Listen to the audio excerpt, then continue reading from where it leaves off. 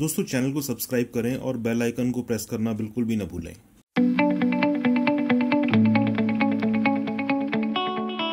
नमस्कार दोस्तों, आपका हार्दिक स्वागत है हमारी onlyayurved.com के आज के इस वीडियो में। दोस्तों आज एक नया टॉपिक लेकर के आपके सामने उपस्थित हुए हैं और दोस्तों हम ये टॉपिक डिस्कस करेंगे। और डिस्कस करने से पहले आपसे एक बार आग्रह जरूर करना चाहेंगे कि आप हमारे चैनल को सब्सक्राइब कर लें।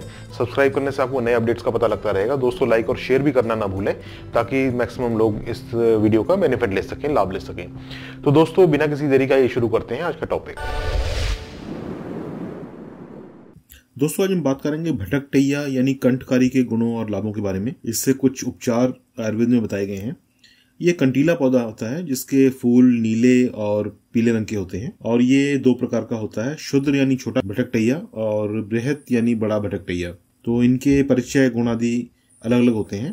तो इसमें दोस्तों आज आयुर्वेद में काफी अच्छे प्रयोग इसके बताए गए हैं, तो आज हम वही डिस्कस करने जा रहे हैं। अस्थमा में इसको काफी फायदेमंद बताया गया है। भटकटैया अस्थमा के रोगों के लिए काफी फायदेमंद होता है और 20 से 40 मिलीलीटर की मात्रा में भटकटैया की जड़ का काढ़ा या इसके पत्तों का रस 2 से 5 मिलीलीटर की मात्रा में सुबह शाम रोगी को देने से अस्थमा में राहत मिलती है।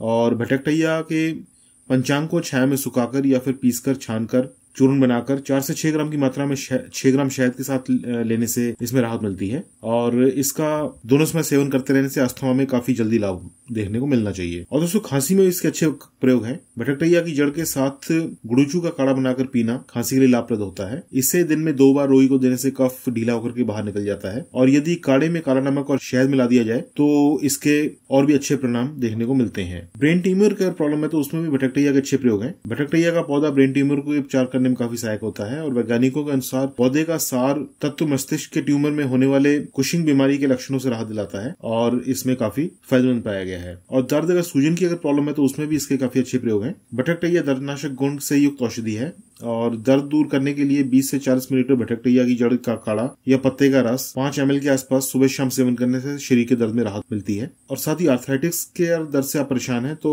25 से 50 मिलीलीटर भटकटैया के पत्तों का रस काली मिर्च मिलाकर रोजाना सुबह शाम पीने से लाभ मिलता है। इसको आप करके देख सकते हैं, इससे आपको राहत मिलनी चाहिए। और इसके अलावा सिर में दर्द है तो उसमें भटकटैया के फलों का रस माथे पर लेप करने से दर्द में राहत मिलती है। और पथरी की प्रॉब्लम है तो भटकटैया पीसकर उसमें मीठा दही मिलाकर के सप्ताह भर सेवन करने से पथरी निकल जाती है और मूत्र साफ आने लगता है। और छोटी मोटी फुंसियों की अगर प्रॉब्लम है तो भटकटैया का रस शहद में मिलाकर पिए, इससे आपको राहत मिलनी चाहिए। तो ये दोस्तों कुछ गिने चुने से प्रयोग थे भटकटैया के।